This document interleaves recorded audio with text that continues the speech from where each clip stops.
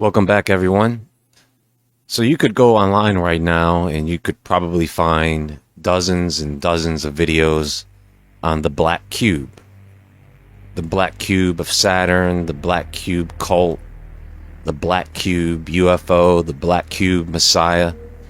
You'll find the symbolism linked to ancient Mesopotamia, Babylonian and Sumerian traditions, ancient Egyptian symbolism, pre-Islamic Arabian traditions, Islamic, Jewish, Greek, Roman, medieval European, Renaissance European, modern Western esoteric and occult circles, Freemasonry, Rosicrucianism.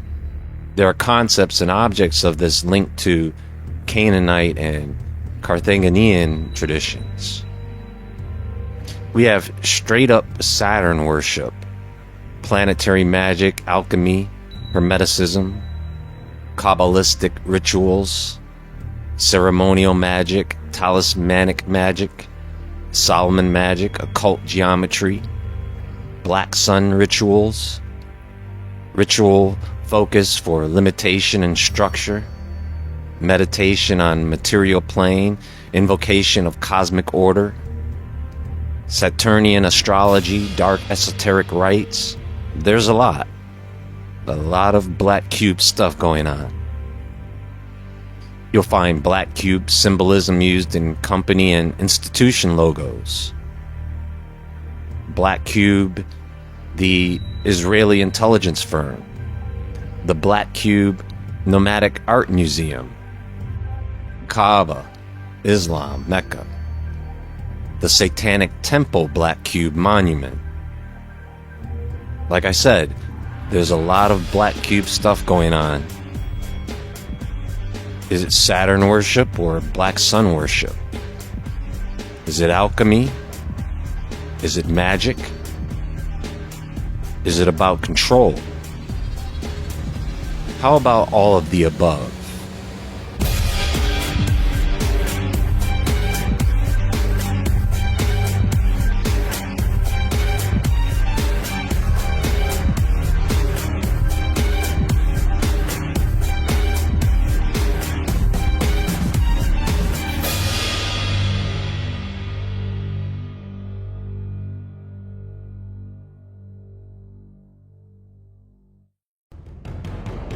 If we go back far enough into the ancient world, we find that Saturn wasn't the way we see it today. It was remembered as a god, a ruler, the king of a golden age. In myth after myth, from Cronus of the Greeks, to El of the Canaanites, to Enki and Ninurta of Mesopotamia, there's a pattern. Now, why, of all the lights in the sky, why is Saturn so special? Well, what if I told you that Saturn has not always been in the position it is in today? What if Saturn appeared much closer to Earth, dominating the sky like a second sun? Imagine living in a world where there is this massive glowing sphere above you in the sky day and night, something other than the sun and moon. Now, if that were true, then anyone could clearly understand why Saturn would naturally become the centerpiece of cosmology and ancient religion. So we have the Canaanites and Phoenicians, the high god El, the father of the divine pantheon, who would be equated with Saturn.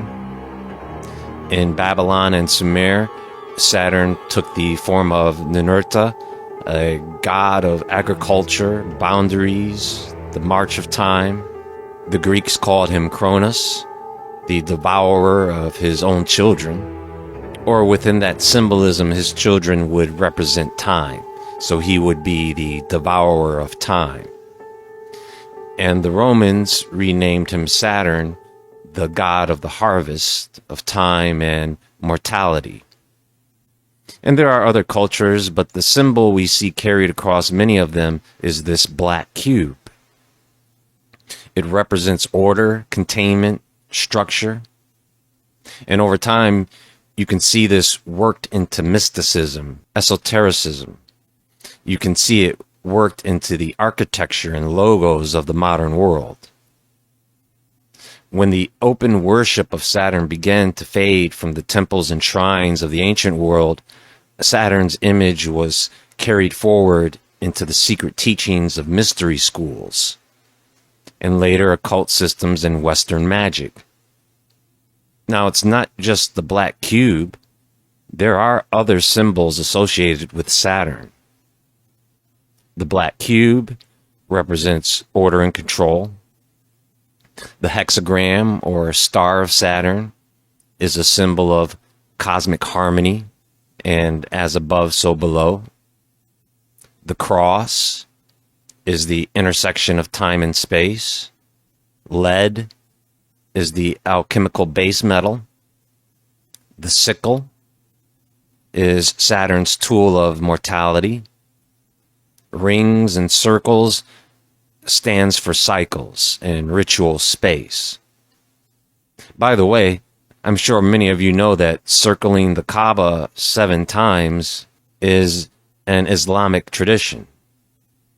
But doesn't that remind you of the rings circling Saturn?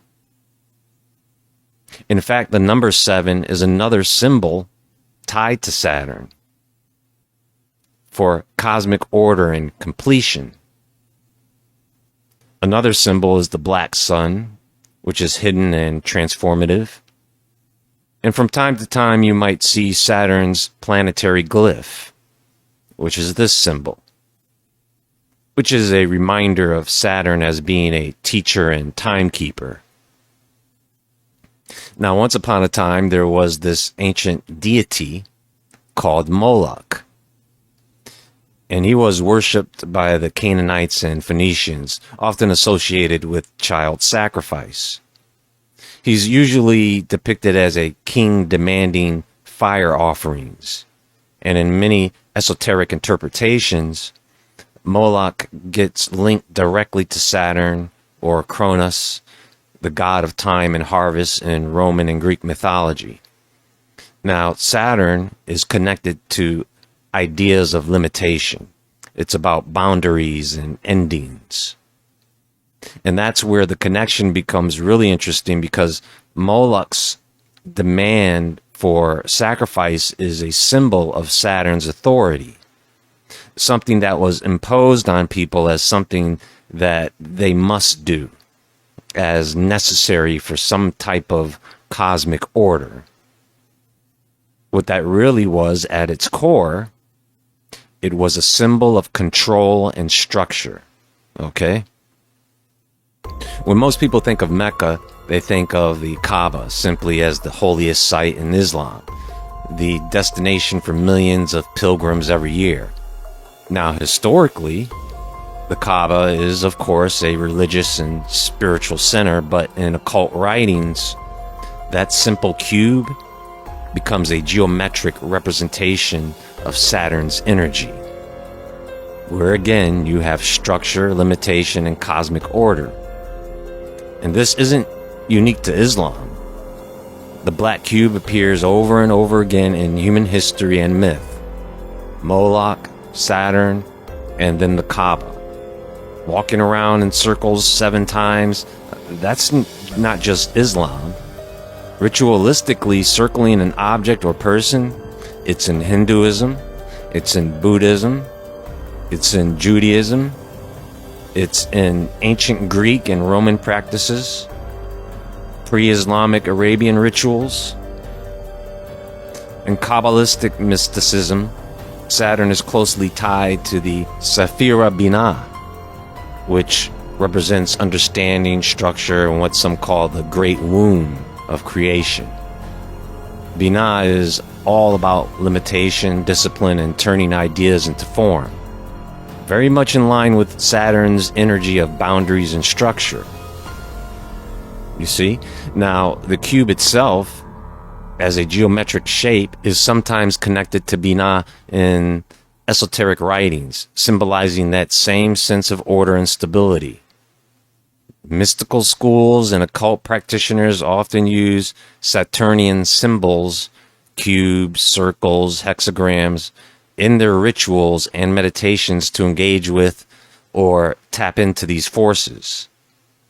Some occultists go further than that, suggesting that the Saturnian principles embedded in Kabbalah act as a kind of cosmic governance, slowly shaping time, enforcing structure, guiding the transformation of reality.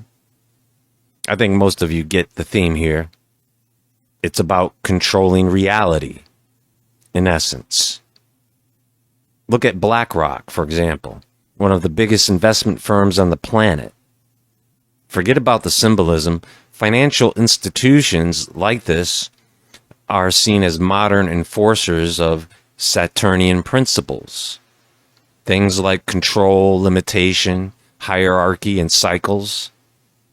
Almost like Saturn himself is in charge and he's acting as the ultimate timekeeper and disciplinarian over human systems. Of course, this is symbolic, not literal. The cube and other geometric shapes in finance, architecture, and branding have the same types of structure, restriction, and cosmic order that appear across myth, religion, and esoteric traditions. You know, none of this stuff is new, and it's definitely not a secret. Now, I wouldn't say that it's common knowledge, but there is enough there for anyone to look into easily. But let me tell you why it's important to have some understanding of this. The black cube and Saturnian symbolism consistently represent limits, authority, cycles, and inevitable endings out of our control, going all the way back to myth and then religion up to modern institutions. These symbols appear as reminders that structure and control are a part of human society, whether visible or subtle. Moloch demanding sacrifice, financial institutions doing their thing.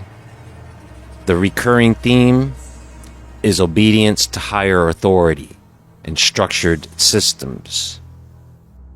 If we can recognize these patterns, that allows us to question who or what is imposing limits on us and where our freedom ends and societal or cosmic order begins. The ritual of circling sacred objects, the number 7, Saturn's connection to time, is a reminder that life is structured by cycles that we can't always control. And the takeaway here is to understand and work within these cycles consciously so that we aren't being unconsciously swept along. Symbols like the black cube, hexagrams, or the planetary glyph of Saturn, things like that, if we become aware of these things, we can see the hidden patterns in history. We can see them in religion. And we can see them in modern society. The bottom line is, or the warning is, pay attention to the structures. Pay attention to the cycles and symbols around you. They reveal how power and control shape human behavior. It doesn't matter if it's in a ritual or religion or corporate culture. Our understanding of these things is going to help us navigate past the limits imposed by society and these dark, unseen forces. Anyway, that's all for now, and there is more to come. Please click the thumbs up button and like this video. Tell your friends and leave your thoughts about this in the comments below. Everyone have a great day, and until next time, stay awake, stay aware, stay safe, and I'll talk to you all soon.